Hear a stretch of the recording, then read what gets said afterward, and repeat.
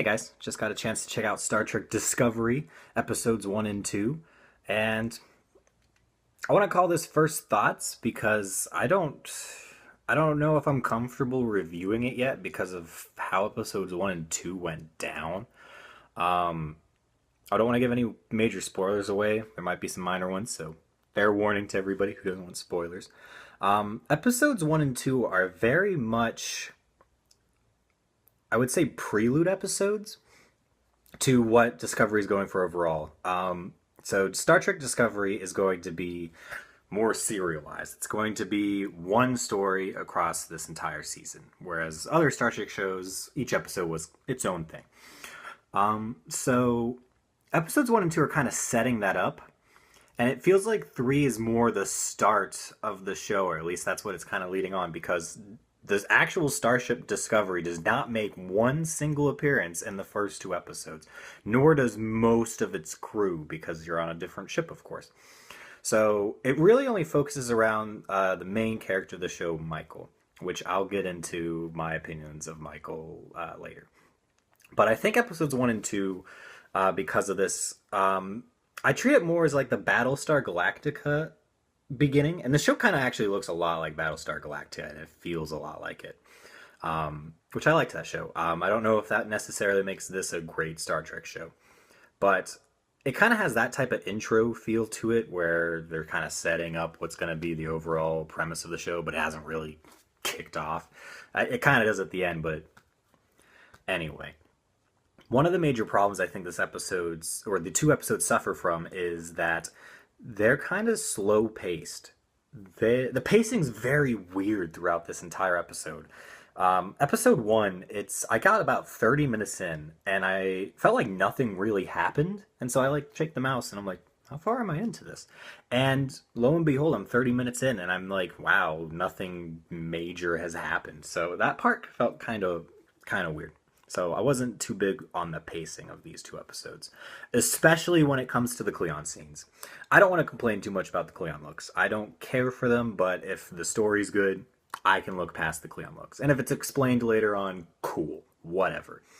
But the problem with the Cleon scenes is 9 out of 10 times they are completely in Cleon.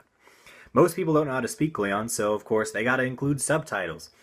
And that means they have to shoot the scenes in order for people to read the subtitles. So it causes the actors and actresses to have to kind of slow down the dialogue. And that it slows down the pacing of the scene, and it's very awkward. Plus, you are reading subtitles for a good chunk of time. I don't know. I'm not a huge fan of subtitles, so I didn't care for those scenes as much. I think it makes the atmosphere more accurate, because Cleons would be speaking Cleon, but as a viewer watching a television show, it's not the best thing to watch because you have to read the subtitles. So there's that. Let's talk about Michael for a bit. She is the main character of this show, and did not care for her character at all. And without spoiling anything, trying to follow her logic of her actions that I don't agree with, is very rough. And so I'm at the end of the second episode, and I just don't care for her character, and I don't like it. And being that this show's centered around her instead of like the entire crew right now is kind of a problem.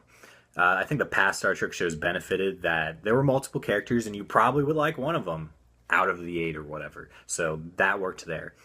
Surprisingly enough, the science officer was probably the most interesting, and he was the one I was the most worried about because of the trailer. He was the one who said the line, my species was bred to sense death, and everybody complained about it because it sounded dumb. It works a little better in the episode, but maybe I'm just like, I already expected it, so it didn't bother me too much. But he's definitely the more interesting of, they really only covered the captain of the Shenzhou, Michael, and then this alien dude who I didn't remember his name. And then the main Cleon bad guy. And the characters just aren't that interesting. I think the captain might have been interesting had she been given more time, but from what is given in the episode, I just didn't very much care for her.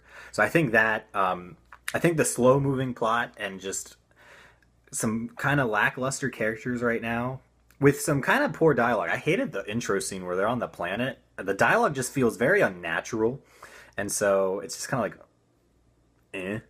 So I think that was the weirdest thing, having the pacing so out of place in this episode, because I was a fan of the JJ reboot movies.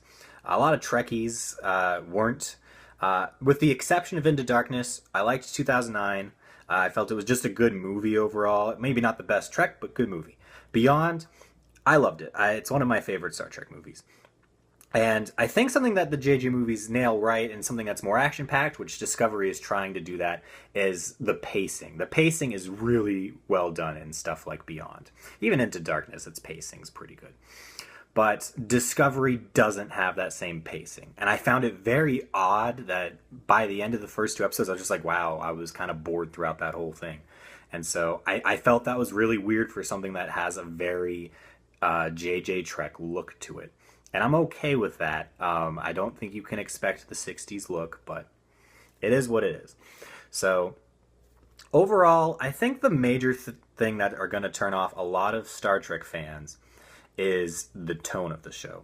I mentioned earlier Battlestar Galactica. This show just looks like Battlestar Galactica, which I like that show. But Battlestar Galactica as a franchise has a very different tone than what the Star Trek franchise has had.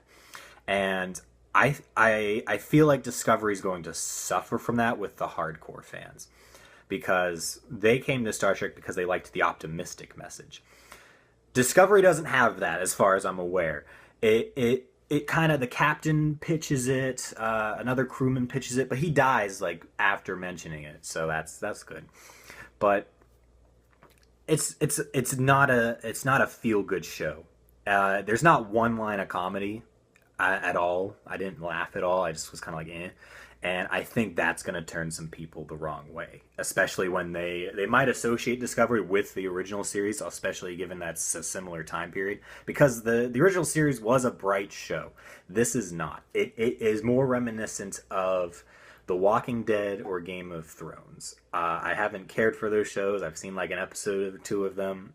It's not my type of thing. And I think that might be why I'm kind of turned off of Discovery. I think it's going for that, and it could work out.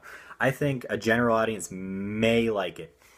Overall, though, I feel like the first two episodes aren't strong episodes. I think they're going to turn a lot of Star Trek fans who were expecting a Star Trek show away, because if I didn't know better, it's just a generic sci-fi show to me with some Star Trek goodies sprinkled throughout.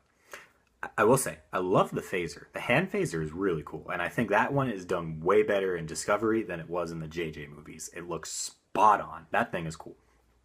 But, where was I? Yes. So I think this show's going to suffer from the fact that it is just going to be on CBS All Access.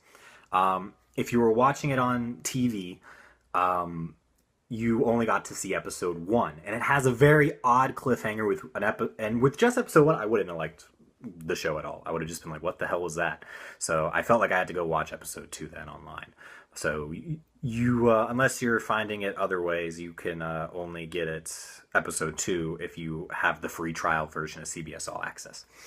So I think for those who just watched episode 1, it was nothing terribly special. It's not enough to go over to CBS All Access and shell out the money that they're asking for a subscription. I think a big turnoff is going to be you have to pay almost $10 for streaming without ads, which at least in my case, I go to streaming so I can ignore the ads. So I that's kind of my minimum bar. I don't want to pay the $7 or whatever it is just to have the ads and stream it. And I think that's what Discovery is going to suffer from. I've heard a lot of people make the argument that streaming's the future. That's the direction it's going. And I do agree with you. But I think it's going that way because of what Netflix did. Netflix consolidated a ton of properties into one place where you could pay a 1-month fee or whatever, a one-place fee. And so you just be like, here, I'm books. I get the whole category. I get the whole catalog. And so now with all these different streaming services coming out, I think it's starting to go back in the direction cable was going, where you kind of have to shell out now money for a bunch of other services. And given the fact that people don't really want a bunch of services, and the cost eventually is going to get back up to where cable was, people are going to start picking and choosing which services they want. And I don't think All Access has the catalog people want.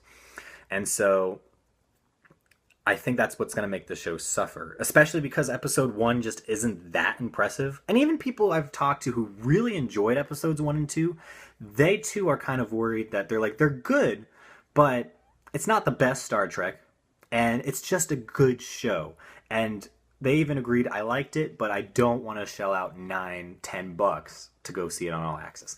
And I think that's what's going to hurt the show, at least in the US. I think countries where it's on Netflix, it probably would do okay because there's tons on Netflix to watch. All Access doesn't really have that.